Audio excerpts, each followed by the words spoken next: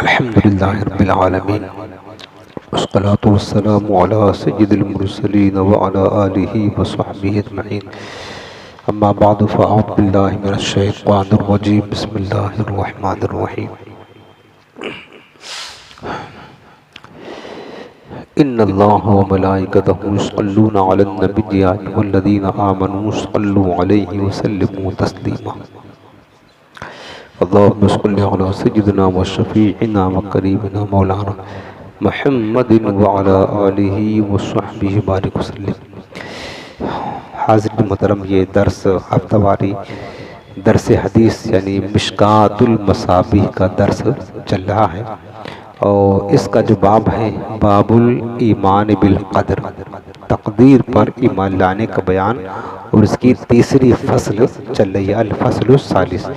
یہ حدیث پاک جو آپ سننے جا رہے ہیں، یہ حدیث پاک حضرت سیدنا ابو ہریرہ رضی اللہ عنہ سے روایت ہے. وعن نبی ہریرہ رضی اللہ عنہ قال قال رسول اللہ صلی اللہ علیہ وسلم لما خلق اللہ آدم مسح ظہرہ فسقط عن ظہرہ کل نسمۃ هو خالقها من ذریتہ الى یوم القیامہ. حضرت ابو ہریرہ رضی اللہ عنہ کہتے ہیں کہ حضور نبی کریم رؤوف الرحیم صلی اللہ تعالی علیہ وآلہ وسلم نے فرمایا کہ جب اللہ تعالیٰ نے آدم علیہ السلام کو پیدا کیا، مسح ظہرہ، تو ان کے پشت پر اپنا ہاتھ دست قدرت اللہ نے پھیرا. کس پر؟ حضرت آدم کے پشت پر. فسقط عن ظہرہ کل نسمۃ وخالقها من ذریتہ الی یوم القیامہ. تو جب اللہ نے اپنا دست قدرت پھیرا تو حضرت آدم کی پشت سے ان کی تمام اولاد، جس کو اللہ تعالیٰ قیامت تک پیدا کرنے والا تھا، ان کی پشت سے وہ سب کے سب نکل کر کے باہر آ گئے.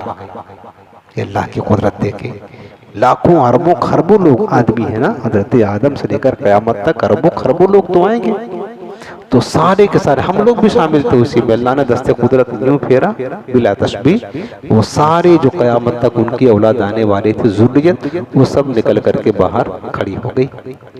اس کے بعد پھر کیا ہوا؟ فرمایا وَجَعَلَ بَيْنَ عَيْنَيْهِ كُلِّ إِنسَانٍ مِّنْهُمْ وَبِيسًا مِّن نُّورٍ. اور اللہ تعالیٰ نے ان میں سے ہر انسان کے دونوں آنکھوں کے درمیان ایک نور کی چمک پیدا فرما دی. جو ذریت نکلی تھی تو ہر ایک کے درمیان نور کی ایک چمک پیشانی میں پیدا فرما دی. ثم عرضهم على آدم، پھر اللہ نے ان ساری ذریت کو حضرت آدم کے سامنے پیش کیا. فرمایا کہ دیکھو یہ تمہاری اولاد ہے. فقالا، تو حضرت آدم نے پوچھا اے رب من ہؤلاء، اے میرے پروردگار یہ کون لوگ ہیں؟ تو قالا، اللہ نے فرمایا کہ ذریتک، اے آدم یہ تیری اولاد ہے جو تیری نسل سے پیدا ہونے والی ہیں.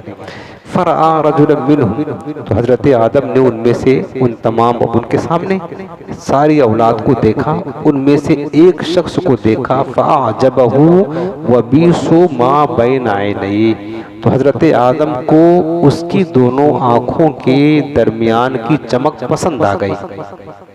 جو اللہ نے ہر انسان کے پیشانی میں چمک رکھ دی تھی، تو حضرت آدم نے جب وہ اپنی تمام اولاد کی طرف نگاہ دوڑائی تو ایک آدمی کے پیشانی پر جا کر آپ کی نگاہ رک گئی، اور ان کی پیشانی کی جو چمک تھی ان کو بڑی اچھی لگی. قالا، تو کہنے لگے اے رب من هو هذا، پروردگار یہ بندہ کون ہے، یہ شخص کون ہے جس کی پیشانی کی چمک مجھے پسند آئی ہے؟ قالا داؤد، تو اللہ نے فرمایا کہ یہ داؤد ہے، یہ تمہاری اولاد میں سے تمہارا بیٹا داؤد ہے. فقالا، تو پھر حضرت آدم نے کہا اے رب کم جانتا ہوں برہوں، کہ تو نے اس کی عمر کتنی مقرر فرمائی ہے؟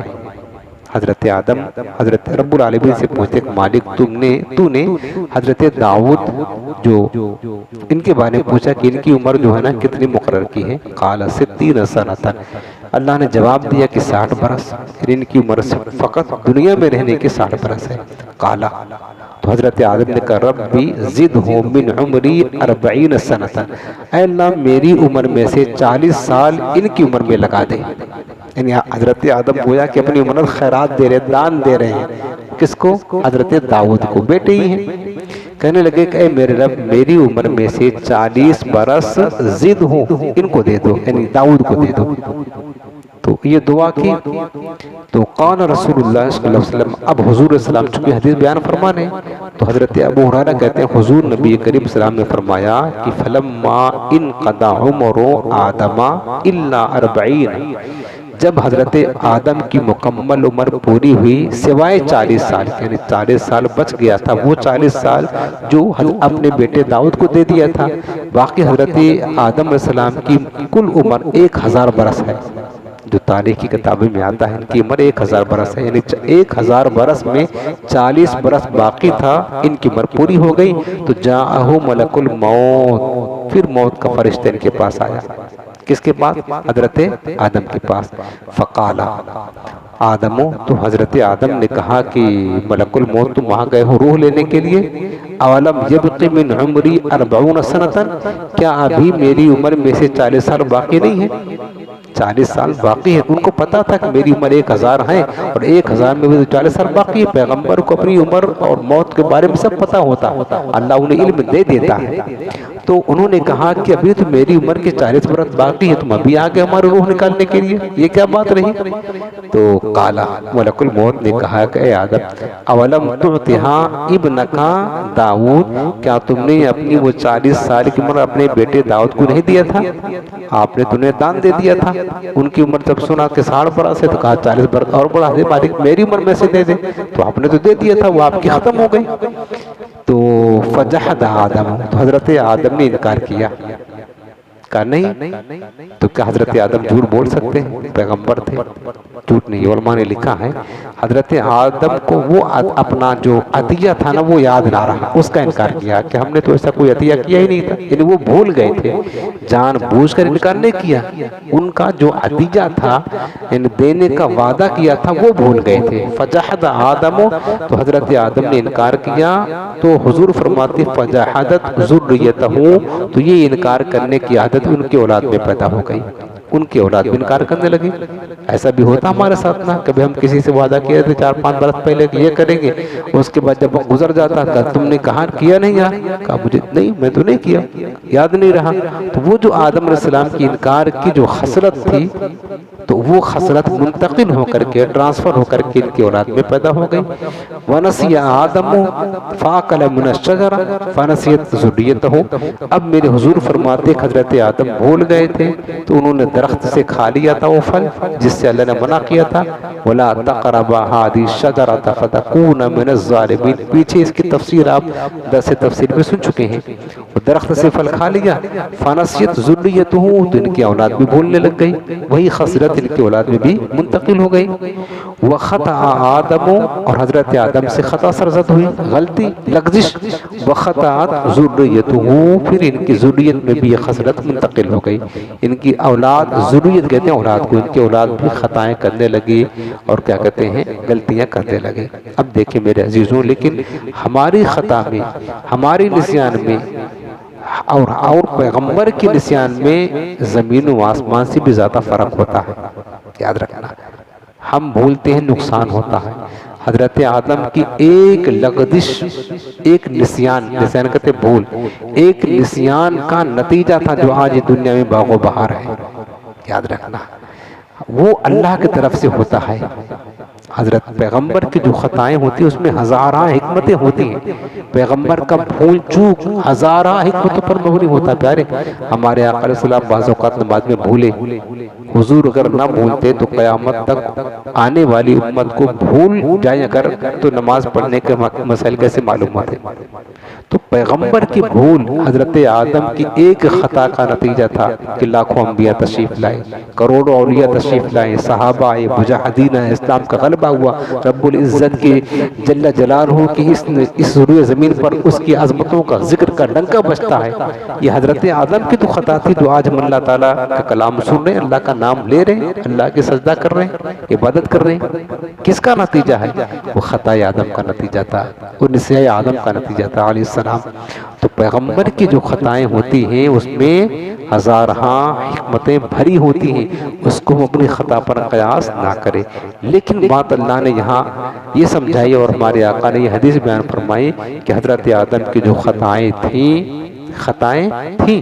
اور وہ خطائیں منتقل ہو کر کے ان کی نسیان، ان کی خطا، ان کا انکار کرنا، یہ ساری چیزیں چونکہ باپ کی بہت ساری خصلتیں اولاد میں منتقل ہوتی ہیں، وہ تو ہمارے اصلی باپ ہیں اور سب سے پہلے باپ ہیں، ان کی یہ خطائیں منتقل ہو کر کے ان کی اولاد میں پیدا ہو گئی. تو یہ جو ہے نا بتایا کہ اس طرح یہ حدیث پاک میں بیان کیا گیا ہے. پھر اگلی حدیث پاک اور آپ سن لیں، حضرت ابو دردہ رضی اللہ عنہ سے مروی ہے کہ وہ روایت کرتے ہیں نبی کریم صلی اللہ علیہ وسلم سے، اور یہ بھی اسی طرح کے حدیث پاک ہے، کچھ مطلب چینجنگ کے ساتھ میں. قالا، حضور نبی کریم علیہ السلام فرماتے ہیں کہ خلق اللہ آدم حین خلقہ فضرب کتفہ الیمنی فاخرج ذریۃ بیضاء کأنہم الذر. میرے آقا کریم فرماتے ہیں کہ اللہ نے حضرت آدم کو پیدا کیا تو جس وقت ان کو پیدا کیا تو اپنا داہنا دست قدرت ان کے پشت پر، ان کی کتفہ ہو یمنا، اپنا داہنا دست قدرت جو ہے نا ان کے پشت پر رکھا، یعنی اس کو لگایا. جیسے کہ پیچھے آپ نے حدیث پاک میں مسح کا لفظ آیا ہے، یہاں پر ضربا تو مارا، مارنے سے مراد ہوتا ہے لگایا، ان کے پشت پر لگایا.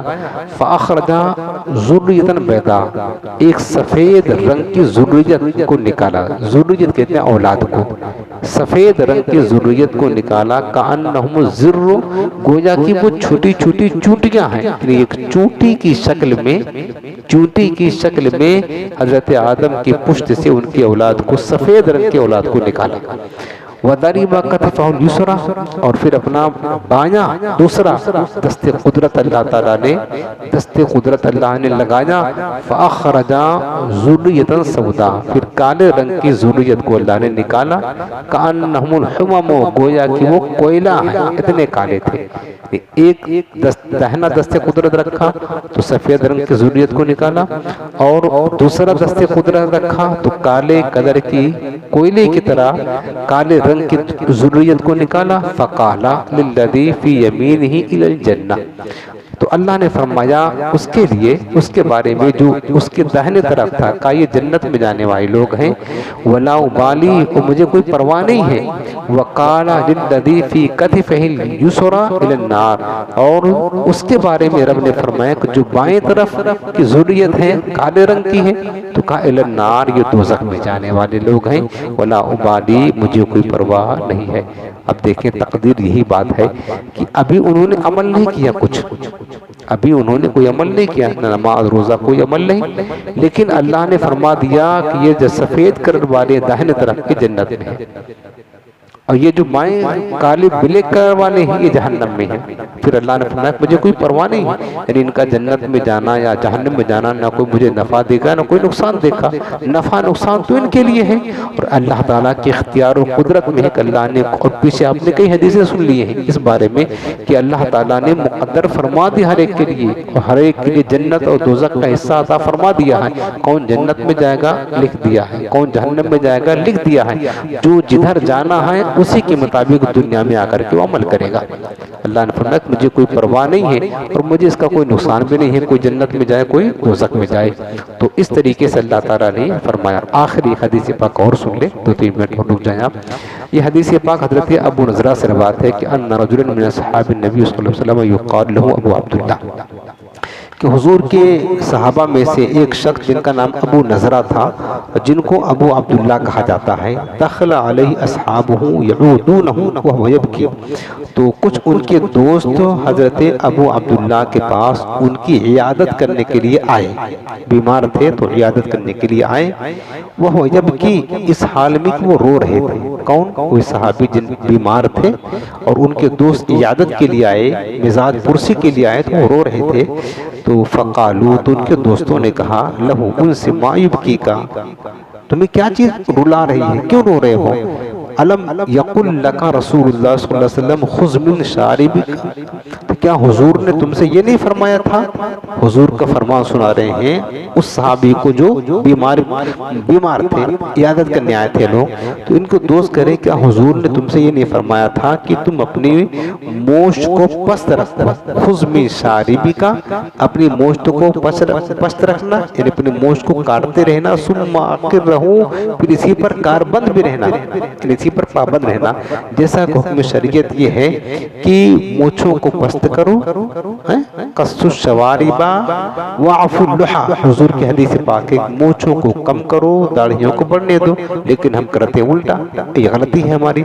تو فرمایا تھا میرے آقا کریم نے کہ مونچھ کو اتنا پست کرے کہ اوپر کا جو ہونٹ کا اگلا حصہ ہے، جب ہم پیتے ہیں پانی وغیرہ تو مونچھ پانی میں نہ ڈوبنے پائے، اتنا کم کرنا کہ اوپر کا لب جو ہے نا یہ کھل جائے۔ یہ واجب ہے، سنت موقعہ بھی ہے بلکہ واجب کا درجہ ہے، اتنا تو کرنا ضروری ہے۔ بعض لوگوں کی مونچھیں بڑی لمبی لمبی ہو جاتی ہیں، وہ کاٹتے نہیں ہیں، حالانکہ مونچھیں ہر ہفتہ کاٹنا چاہیے، جلدی بڑھ جاتی ہیں کہ وہ کہیں جو ہے نا پھر یہ لب کو چھپا نہ لے، بلکہ لبوں کو جو اوپر کا حصہ ہے وہ کھلا رکھنا ضروری ہو، یعنی سنت موقعہ واجب کا درجہ ہے۔